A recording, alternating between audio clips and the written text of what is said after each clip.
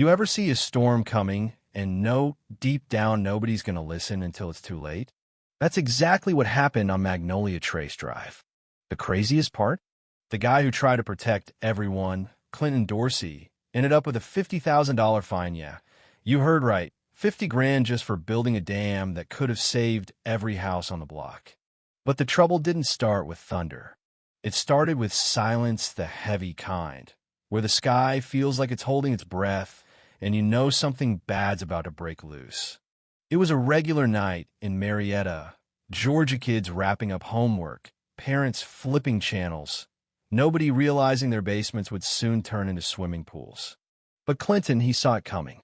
He'd been fighting off these floods for 15 years, buckets and brooms and sleepless nights, water pouring in every time it rained hard. He wasn't alone, either. Shirley next door, she was stacking cinder blocks to keep her tomatoes from floating away. So Clinton did what any sensible person would. He built a simple earthen dam at the back edge of his yard. Dirt, gravel, a little retaining wall, not pretty but effective. For the first time in years, his garden thrived, his basement stayed dry, and his neighbors started to notice. Shirley brought him a peach cobbler and said, "Clinton, you saved my garden." Frank stopped him at the mailbox to thank him. You'd think that'd be the end of it, right? Not a chance. Because this is an HOA story, and there's always a Geraldine. She was the president clipboard queen, rule enforcer, late 60s with perfect hair and a smile that could curdle milk. Geraldine didn't see a dam. She saw an eyesore, an unauthorized modification, a threat to the look of Magnolia Trace. Saturday morning, she's on Clinton's porch, clipboard in hand, voice sharp as broken glass. Your husband's dam violates landscaping regulations. Clinton just looks at her, arms folded, and says, "It's not landscaping, it's protection. But you know how these folks are, rules are rules and exceptions?" Not a chance. The battle lines were drawn. Some neighbors whispered support, others griped about property values. Geraldine? She started campaign letters, threats, meetings, you name it. At the next HOA meeting, she stood up in her red blazer, laying down the law about unauthorized structures. Clinton tried to speak. Shirley backed him up, but the board was stacked against him. Next thing he knows, a violation notice arrives, $50,000 or tear the dam down. Denise, Clinton's wife, read the letter at the kitchen table, her hands shaking. "That's more than Terrell's college fund," she said, and Clinton just pressed his palms to his head, feeling the weight. Neighbors stopped him in the street, some sympathetic, some just nosy, a few like Trevor Langley talking about rules are rules. Frank said, "Take him to court." But Clinton shook his head. "Wo's got the money for that?" So he did what a lot of us would. He gave in. Weekend after weekend, he tore down that dam with his own hand, sweat in his eyes. Neighbors watching, feeling stripped of something deeper than just dirt. Shirley leaned over the fence with tears in her eyes. Frank showed up to help, but there was nothing left to do. By the end, Clinton was just a man with muddy boots and an empty yard, wondering how he'd explain to his son why doing the right thing sometimes feels like losing. And then came the rain, the real kind. That storm didn't mess around. By the third day, Magnolia Trace looked like a war zone. Water rushed down the slope, right where the dam used to be, flooding yards, turning driveways into rivers. Shirley's garden was wiped out. Frank's garage filled up.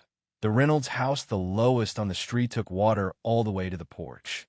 Clinton ran through the rain to help them stack sandbags, yelling over the wind, "Get upstairs, forget the carpet." Geraldine?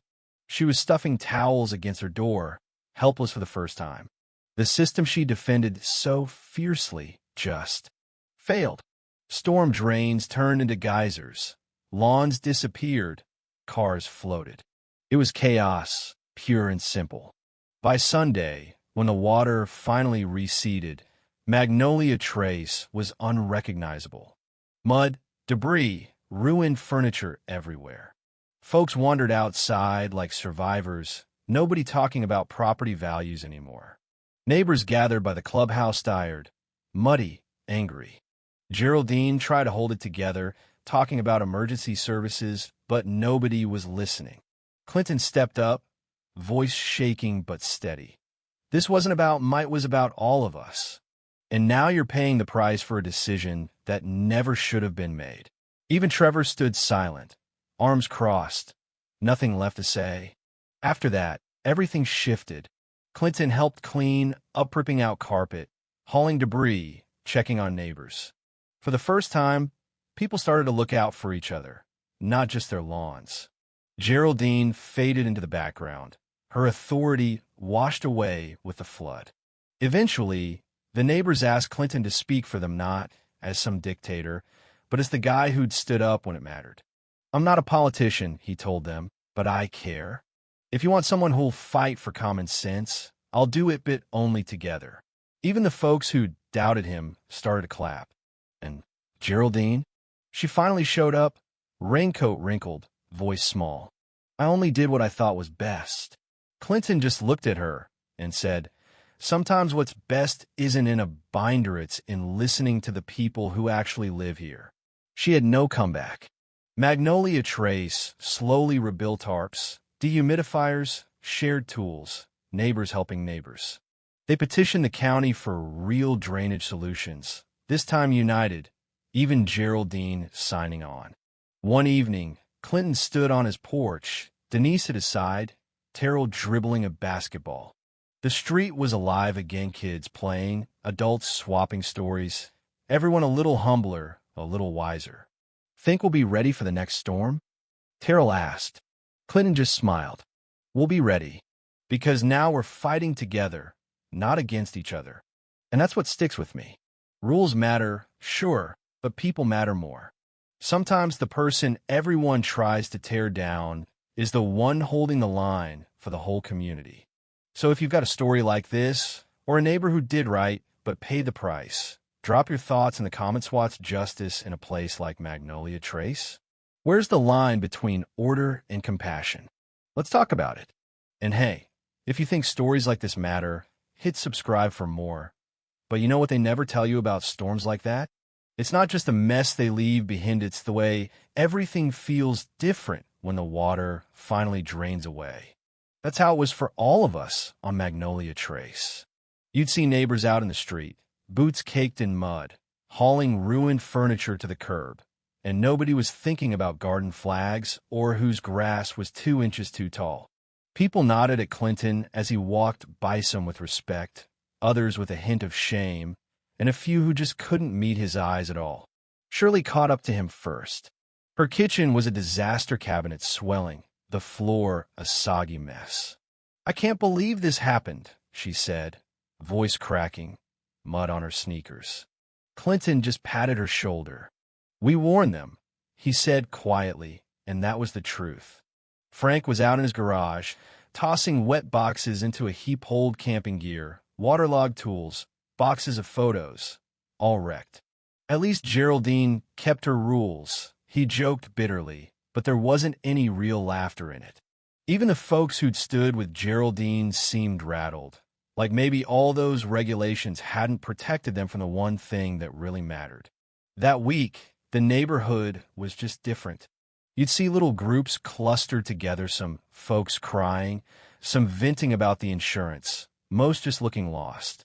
Geraldine finally appeared near the clubhouse, raincoat streaked with mud, hair plastered down, clipboard nowhere in sight.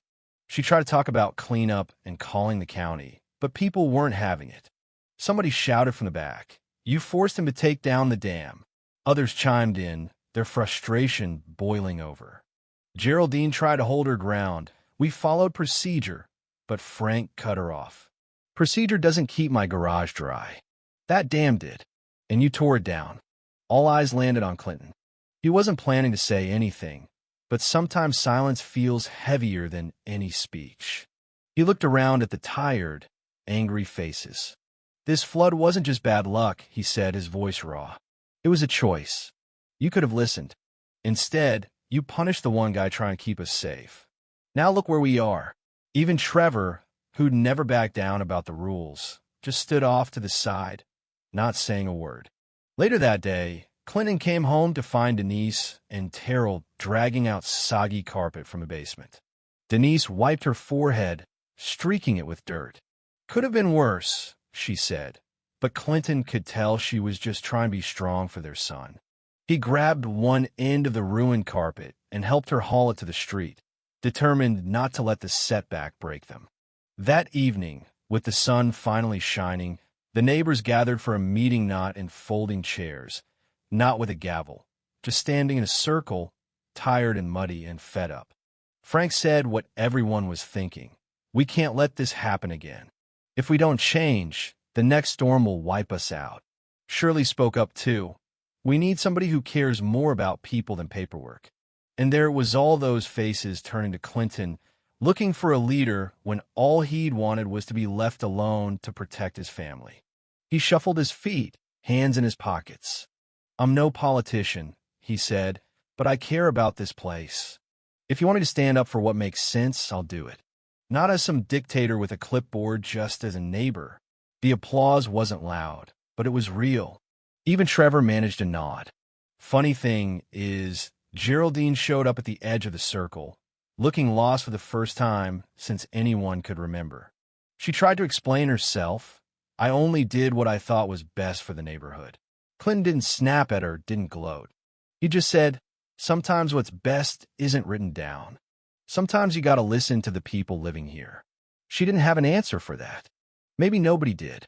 In the weeks that followed, Magnolia Trace changed for good. The old barriers fell away. Folks borrowed each other's tools, shared meals, traded war stories about the cleanup.